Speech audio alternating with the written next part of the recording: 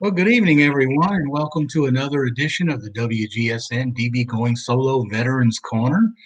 I'm your host, retired Army First Sergeant Paul Holbert, and we've got a little different show for you this evening, and we're going to get into that in just a couple of minutes here.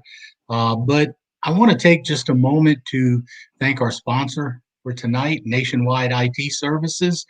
You can see their number, their website on the screen. Nationwide IT Services is a service-disabled veteran-owned small business.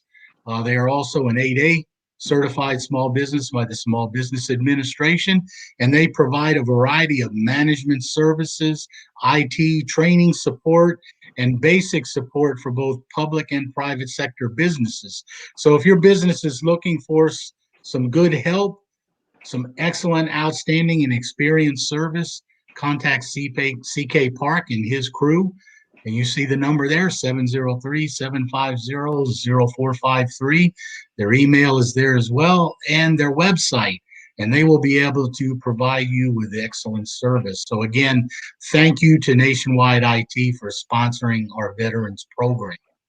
So let's talk about tonight's show, and we wanted to do something a little different tonight, and you can probably tell based on my hat that I'm wearing that this is going to be a little different holiday show, and I'm bringing back a couple of guests that we had on before in earlier shows, and in fact, I've got two of the gentlemen here, and I'll reintroduce them in just a minute. But we did have a third. We had a retired Marine Master Sergeant scheduled, and unfortunately, Chan came down ill. And between a combination of him being ill and having issues with his computer, he is unable to join us tonight. So we want to send a well wish out to Chan, hoping he gets better soon. And I'm sure I'll be talking with him again. But coming back to join us this evening is United States Navy Submariner Aram Rice, who was on a few months ago. And Aram and I had a pretty good conversation about his experiences on the submarine. And Aaron's based in Northern Virginia. And then I have also retired Army Master Sergeant Andre Dickson, who's down in the Carolinas and who's now sporting a beard, I see. Gray at that, too. So it's great to have these two guys back on the show. So, guys, thanks for coming back on. Yeah, glad to be here. Yes, Paul. My pleasure for sure, brother. Yeah, and what I'd like to do this evening is something just a little different. You guys were on before, and we had a one-on-one conversation about your experiences in the military and how you felt about those experiences and the things that you're doing now. And Andre, I know that you are actually retired. I'm still jealous about that, man. I don't know what to say, considering especially that you're younger than I am. And I know, Aram, you're still involved in IT work, but you're also doing your antique business still. So you guys are both, Andre, I know you're busy trying to enjoy life, so whether you're working or not. But I wanted to take a little time this evening and share some experiences with the audience about holidays and some of your holidays in the military and how those experiences went for you. And, I've got a couple of experiences that I'll share myself with you guys too. But Andre, let's start with you. If you had a particular holiday experience in the Army that really stood out to you, what is it? Share it with us. Wow, I thought about that, and what kept coming to mind was the Thanksgiving that I was not able to eat. And so, as you know, I attended Ranger School Class 1-90. So I started Ranger School October, and that brought me in. If I didn't get recycled, it would have brought me through December. So I essentially spent one of my favorite times of the year. I love to eat. I eat. I'm a foodie.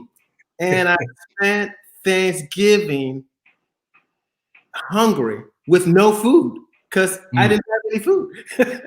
And I could just remember just thinking like, wow, how did I get here? How did I get here during Thanksgiving? And these people are, being mean to me and screaming at me. And so that's one of a few, but that's one that sticks out to me the most.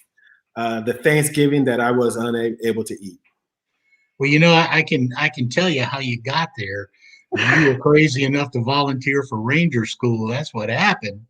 And yeah, well, you see, once you volunteer for anything in the military, you can't put that handbag down. I mean, you didn't hear me. You didn't hear me. I was just, Paul made me do it. Yeah. Yeah, I'm afraid you couldn't blame me for that one because you didn't know me back then. But yeah, I mean, I know having been stationed at Fort Benning, where the Ranger School is, and of course the jump school and all that. We used to see all those guys and doing all the hula hula stuff, and as we used to call it. But yeah, I guess I could see that. And so what did you do that day that you weren't eating? I know they starved you to death in Ranger School, and it's not quite the same for Aram, who was on a submarine. We'll talk about that in a minute, where he got fed good food, I'm sure, by the Navy. Good food. But, yeah, so but you're out there in Ranger School. So what were you doing that day that you didn't get to eat? Well, that's just part of the process for those who may not be familiar with Ranger School. Ranger School is the elite leadership school for the military, and so you go through different phases, and you go without sleep, without food, and that kind of stuff. So that was just part of the process. At that stage, you just didn't have food, and that was a stage where they gave us a whole box of MREs, which I think 12 came in a box. They gave that to us like 7 days prior. And, we could eat what we wanted. If we wanted to eat 5 at one sitting, we could. So towards the end of that phase, most of us didn't have anything like to eat. Maybe like perhaps a pack of crackers or something. But it was a sad time. It was a sad time. Not quite like mom's cooking, is it? Oh no. The most fun you never want to have again. Yeah, exactly. So that's why I keep a whole fridge of food. I just eat, and I get my wife to bake, and life is good. That is good. That's making good. up for lost time, right? Absolutely. Yeah. So Aram, why don't you share one of those experiences with us too? Well, so my favorite one, or well, I guess the one that comes to mind the most. I went on deployment with the USS Newport News, and we started just before Christmas, and it was a 6-month deployment, and we were underwater for Christmas, and my birthday is actually 3 days after Christmas, so my birthday is December 28th. So for both Christmas and my birthday, I was underwater when I turned 23, and at that time, since it was my first deployment, and it was the beginning of deployment, so I wasn't qualified as a submariner, which meant I didn't have my fish, and I was on the way. I was a hot runner, which meant that I consistently got more than 2 signatures a week. And I was able to get my fish within 6 months. I believe it was 3 months. 3 months actually of being on the boat, which was very good. Although knowing what I know now, I probably would have taken my time, taken the full 8 months. But it was good to be on top of it like that. But like I said before, at that time I was not qualified, and so I was working in the kitchen.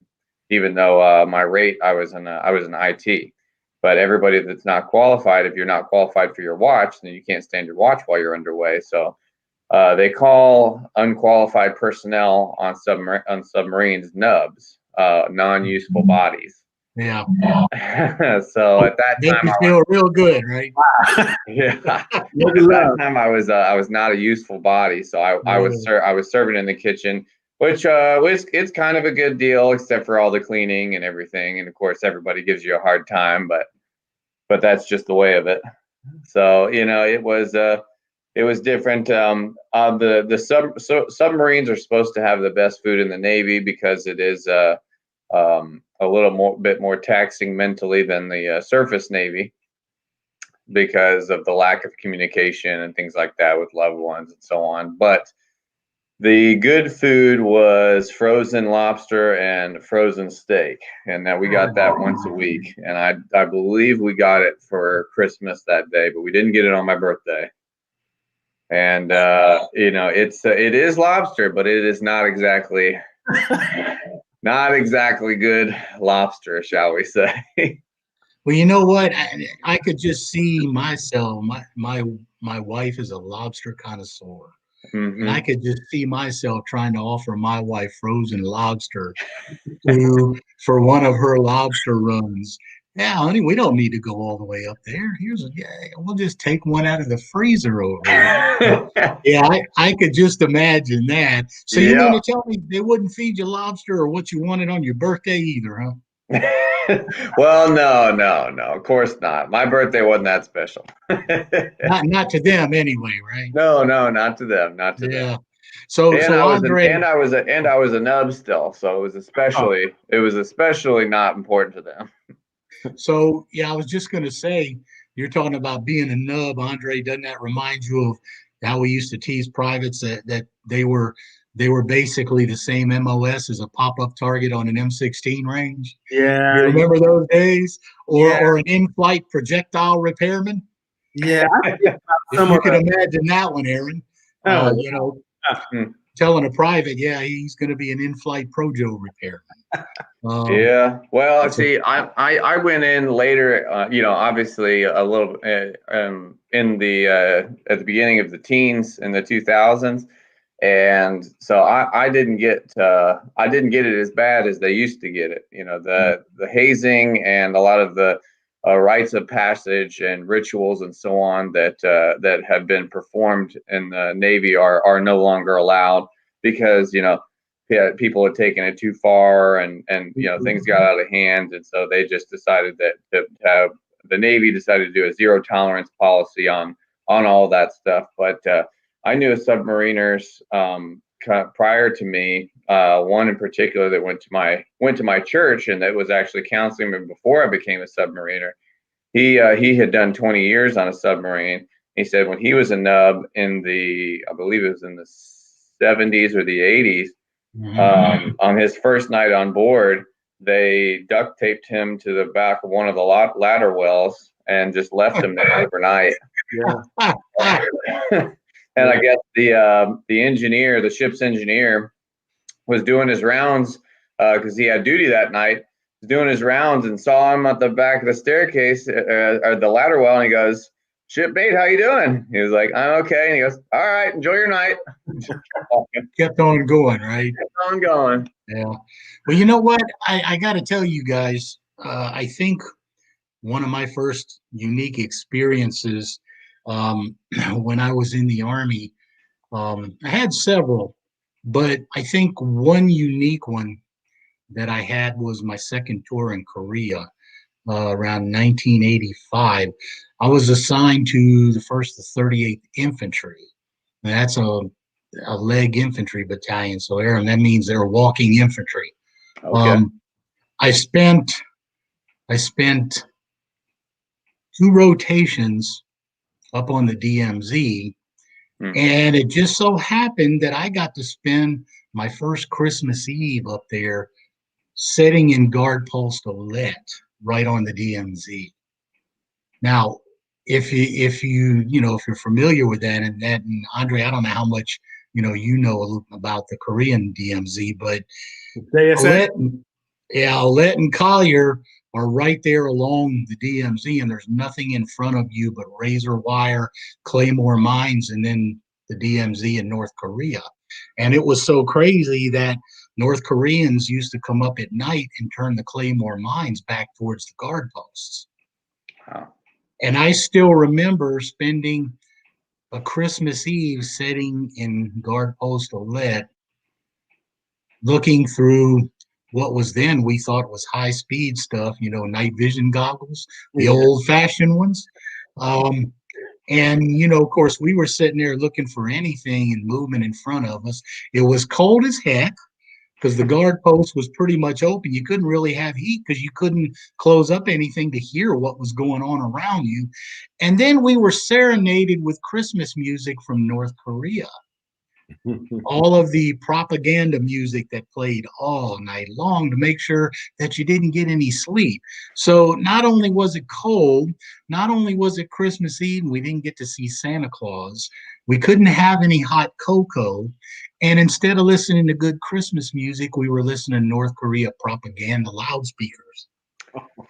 So that was my the good first stuff. Yeah, the first, how can I say, really super unusual Christmas in the military.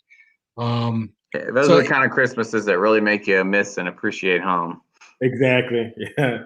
Yeah, and I mean, you guys, and we're gonna continue to share here, but I mean, yeah, you just hit the nail on the head, Aram. I mean, and we're gonna talk about that a little bit later on about how Christmas is different for us now and what it means to you now. But you guys, one of the big things about being in the military that you're well aware of is the holidays and things that you spend away from home, like Aram, you on the submarine, Andre, you in Ranger School and other places, when you were in the Army. And, we all had that experience of spending holidays away from home. And, I just know, for you guys as well as me, it makes it a special place. So, Andre, what else can you share with us? Do you have another interesting experience that you had while you were on active duty with the holidays? There's so much, it kind of blends in. I spent a lot of time away, and it just becomes like the norm. Everything everything is okay. As long as everything is okay at home. Yeah. Mm-hmm. You kind of go do what you need to do, and that's where you are because you're trying to get back home. But no, I really can't think of anything that really stands out. It's that Tops Ranger School, huh? that top's starving during my favorite Thanksgiving. Yeah. No, my father was I was telling you guys before, my father was Air Force for 25 years, and most of his deployments were over Christmas. I think he had 12 deployments I remember over the course of my life from the time I was born until I left his house at 18, that he was gone over Christmas and so on. And one of the things I remember most, actually, when we were really young, we lived in Nebraska because his plane flew out of Offutt, and we had a local news crew coming to the house because we had we'd missed our dad so many Christmases prior to that we decided to have Christmas early before he left for the deployment. So they came and I guess did a news report or article on all of the different ways that military families were celebrating Christmas, because it does take a toll on the family, and it is important, like you said, to know that everything's okay at home and be able to, know that your family's all right and know that you're in a good standing, a good place with all of them. But, no matter how good you are or whatnot, it still takes a toll, especially when, especially young kids. So, that was harder. I know as I got, when I was in the Navy, I was unattached, and, I was single, and, my family they knew where I was. And so it wasn't a huge deal. I mean, also because my dad was military, they understood, anytime I said, oh, I can't come to whatever, they completely understood because of how my father was. And, Yeah, the only thing that made the holidays really hard was not necessarily really hard, but the annoyance of the holidays was the drills on the submarine, getting woken up in the middle of whatever time you were trying to sleep to drill, whether it be a fire drill or a flooding drill or so on and so forth. You have to do it throughout deployments and underways, but it is a pain in the butt. And especially around the holidays, it's a very stressful time because, everybody's away from their families. And, just because I was unattached and at the time doesn't mean, all the other guys on my boat, it's a huge brotherhood. It's a camaraderie, and, that kind of stress, it goes around, so you definitely feel it. Well, I'll tell you what, guys, we're going to continue this conversation right after our commercial break. And for those of you listening to the show, hold on for just a minute. We'll be right back after this break.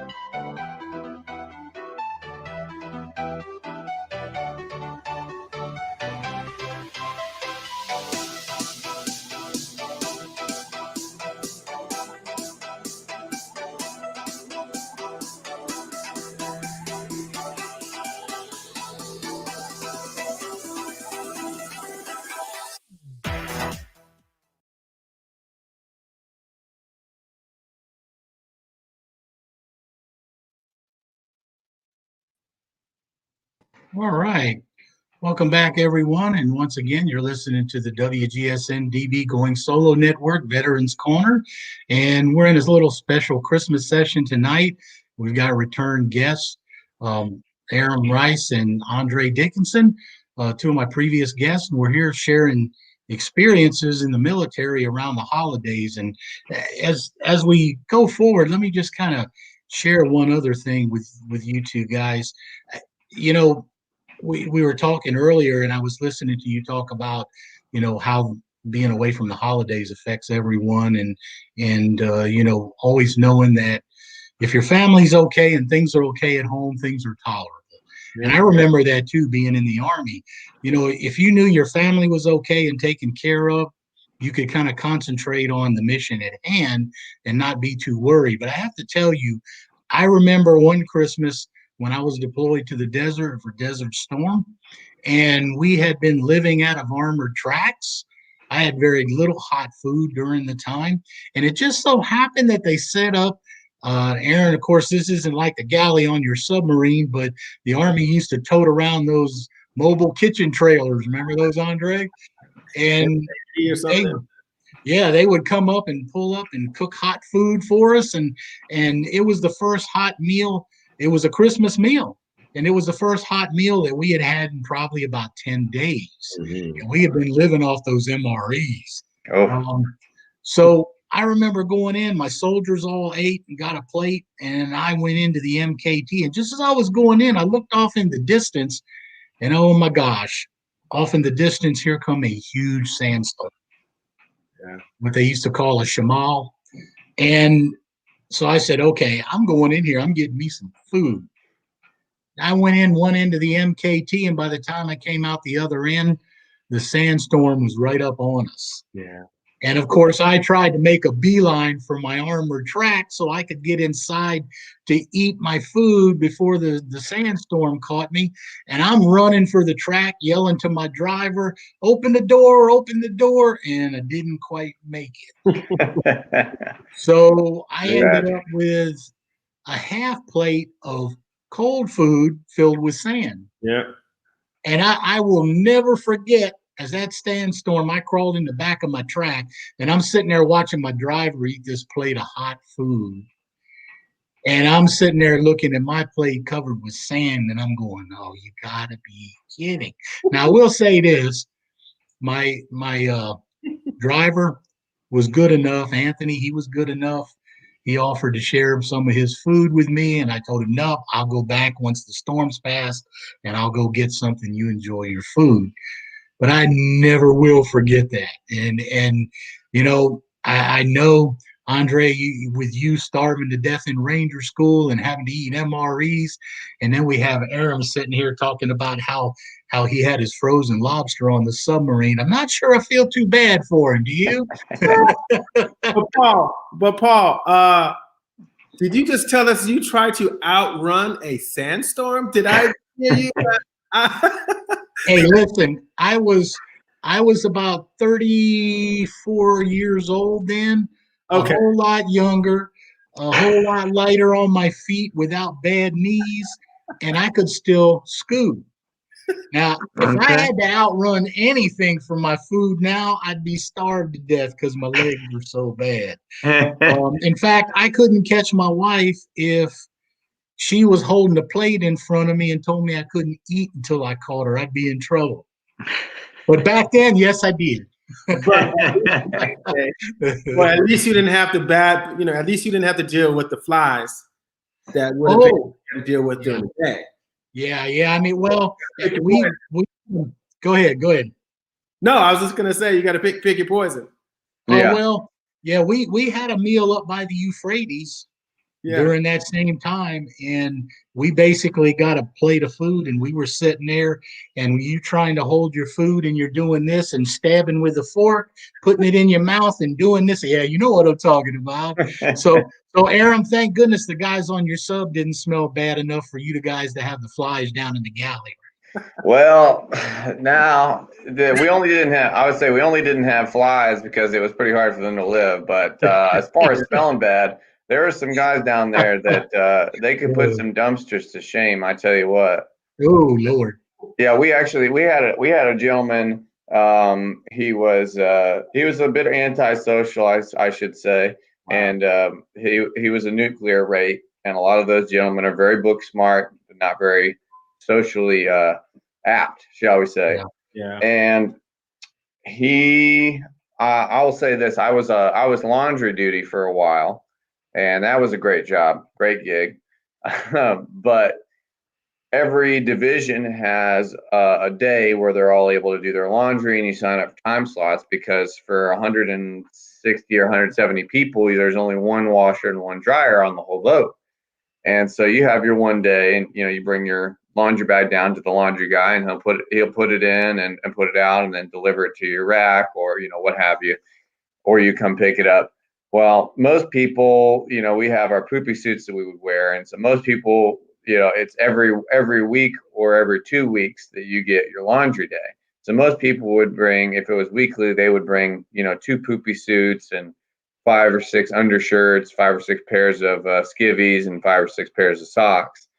This gentleman, he brought 1 poopy suit, 1 undershirt, 1 pair of skivvies, and one pair of socks for 2 weeks. For 2 weeks of laundry. Oh, Yeah, man. his rack smelled like fish, like just straight fish, so badly you could smell his rack through the passageway, through the bulkhead. His rack, so there was the main passageway, and his rack faced the main passageway, and you could smell his rack through the bulkhead. And one of the officers actually smelled his rack through the bulkhead while he was doing his rounds, and he did a 1MC and woke up the entire boat. So Yeah. everybody on the boat had to clean the whole boat because of this guy. He smelled so bad. Wow. Well, that's yeah. So Andre, I know you've had your share of some of those type of experiences with folks out on the field during your Army days, and especially I'm sure in Ranger School or on some of your deployments. But I want to shift focus here for just a moment, if I can. You know, we've been talking about some of the unique experiences we've had and things around the holidays and experiences just by virtue of, you know, the career that we had. And, you know, each one of us have had those strange experiences and unusual and sometimes, you know, not so pleasant. But now that you're retired, Andre, what are the holidays like for you now? What do they mean to you now? Because I know you've got kids and they're pretty much grown now. But you know, having those kids around when they were younger and you had just retired, what can you tell us about the holidays now that you're retired? Wow, you know, I make sure that I just tell myself every day how lucky I am and how blessed I am. And I show gratitude every day because nothing is promised to us. And all this stuff could be taken away from you, like, you know, whenever. So when it comes to, you know, I tell my wife, you know, I try and celebrate like it's Christmas. I try to live my life like it's Christmas every day. Not in the sense of, you know, gifts and that sort of thing, but just living a good life, trying to be the best person you can, loving your neighbor, because in the end, if we talk about what Christmas is, you know, it's you know, the birth of Jesus, and in the end, it's all about love. But, you know, I just try and live every day to be grateful, and to be kind to my fellow, you know, person on my left and my right. I don't always succeed, but I try. So, Well, I think that's the thing, you know, no one's perfect. yeah. But you have that sense of understanding now of how important some of these things are, you know, and how the holidays are different. What about you, Aram? Well, you know, I feel like I'm definitely along the same vein. You know, I think a lot of opportunities get put in front of us, and I, you know, I try to make the most of those opportunities and try to be as loving and caring as I can, and seizing whatever opportunities. You know, I will say I am very appreciative now to be able to come home every day, no matter what day it is. You know, being in the military definitely gave me a much higher appreciation for that.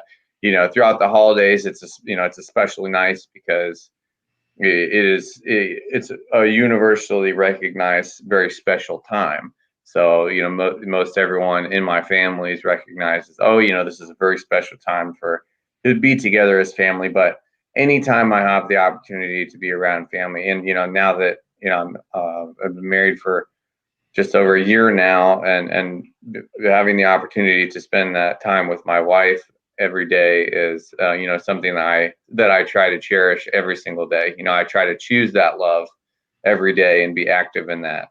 And, you know, I know for a fact that being in the military gave me that much more appreciation for that, you know, gratitude and that love, and in every situation, but you know, especially during the holidays. Yeah, I mean, I can tell you both.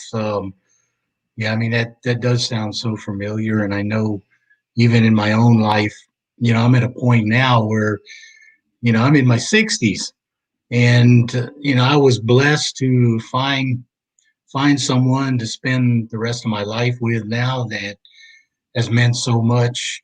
And I look back on those days when I was in the military and how different things were. And, part of me doing this show was actually helping me deal with some of the things that happened to me in the military and the effects. And to have someone around me now that is so important to me in my life and that has helped me so much in my life, to where now holidays, even though my family, my side of the family all live away, my wife has a very, very large family up in this area. And I often tease her and say, hey, the holidays are coming up. If your family's going to get together, don't we need to get together and get a parade permit from the city? Yeah, because you're talking 40 plus people crammed in a big house eating in shifts. That's so special, though. It's Yeah. I love a huge family gathering. I remember that from when I was a kid, my mom's side of the family, and that's just so special. Mm-hmm. Yeah, it does make a difference. And when you look back on it, Andre, I know you having, been deployed to a number of places, and, since we were both in the Army too, it's, you look back on those times you were gone and you missed, and Aram, not just holidays, but birthdays, other family holidays and gatherings, to where I think now we have a better appreciation for what some of those things mean. Yes. Mm-hmm. Well, not just an appreciation for what those things mean. I think overall it's an appreciation for time. It's a huge respect for the time that you get to spend with people. Growing up with a father in the military, the one thing that I learned very quickly was proximity and time do not determine the amount that you love someone or the amount that you respect someone. Just because someone's not right there doesn't mean that you don't love them unconditionally. And just because somebody's not right next to you doesn't mean that they're not your father, they're not your son, they're not your husband, so on and so forth. But I think understanding that it's a time as a sacrifice is possible, and it is important, especially as a military member. I think having that respect for time and knowing what that time costs, it gives you a huge respect for all of the time that you do get to spend with your family. Mm-hmm. Yeah, so let me ask you. Oh, go ahead, Andre. You want to ask? No, I was. Oh, okay. I was just going to say, as we get ready to wrap the show up, I want to ask you guys, and Andre, I'm going to start with you. If there was a particular message you'd like to share with the audience and the veterans about the holidays, the appreciation or something like that, what would you say to them? I would say the holidays for some can be a very sad time. I'm blessed. For me, it's a very fun time, but for many, it's not a very fun time for various reasons. Reach out, to your friends, to your family, especially if you haven't heard from them. Listen to, subtle, maybe things that they may say that, may prompt you to ask, hey, are you okay? Yeah. So don't be afraid. Don't be afraid if you love someone, your friend, your buddy, your cousin, whoever. Don't be afraid, to ask that person if they're okay. If you see signs that person may not be okay, because in the end, if a friend really loves you, that's what a friend is gonna do. So, that's what I would say. That's a good point. Aram, what about you? I think along the same vein, it's something I would like to leave everybody with is just make sure that you're taking time to take care of yourself and to love yourself, because the holidays, at least for me growing up, it was a big time that focused on family and focused on loving for each other and being grateful for everything that you had with each other. But especially like Andre was saying, it is a really stressful time for a lot of people, and having that self-love and that understanding that you are worth it, you are important, And, just because you're not around the people, you're not around people that love you, or you're not around people that you would necessarily want to be around, or whatever, for whatever times, but especially the holidays, doesn't mean you're not worth it and you're not loved and you're not important. So, definitely be aware that you are worthy. Yeah, and you know what, I got to tell you, I think you guys had a very good message for the veterans out there, because one of the things that I always do, and I'm going to ask Cece, if she would, to put that information up on the screen now for us real quick for the veterans that we usually put up, and there it is. Thank you. You guys both had a good message for not only just people out there in general, but veterans too, especially during this time of year when a lot of them are struggling with all kinds of issues. So, I appreciate that message, and I want to make sure I take the time to share this. When you see on the screen there, this is the time of year to give whatever you can to not just to our veterans, but as you said, to family, friends, and others who are in need. But for those of you who would like to help those veterans out there, you can see the website up there at va.gov. There are all kinds of volunteer activities in different areas around the United States. And I would encourage you to take this message that Aram and Andre have shared about the holidays, and, not just loving yourself, but reaching out to other people, and do so as much as you can. Well, guys, I want to thank you again for coming on the show and sharing your experiences with us. And, it's always nice to hear that, I wasn't the only crazy one in the bunch. And I really appreciate your time, and I appreciate you guys for, what you're doing. And I thank you so much for spending time with us this evening. Thank you. All right, brother. All right, and for those of you out in the audience, I want to thank you for listening again to the WGSN-DB Going Solo Veterans Corner. As you know, we always strive to bring veterans in to share their stories, but I thought this would be a nice little change, and to share some holiday experiences with other veterans. Veterans, we always want to thank you for your service, and we hope that you are able to live your most productive life. I'm your host, retired Army First Sergeant Paul Holbert, and I want to invite you to come back after the holidays when we will pick up the program again. So I hope to see you again on January the 7th. So for all of our listeners out there, thank you. Merry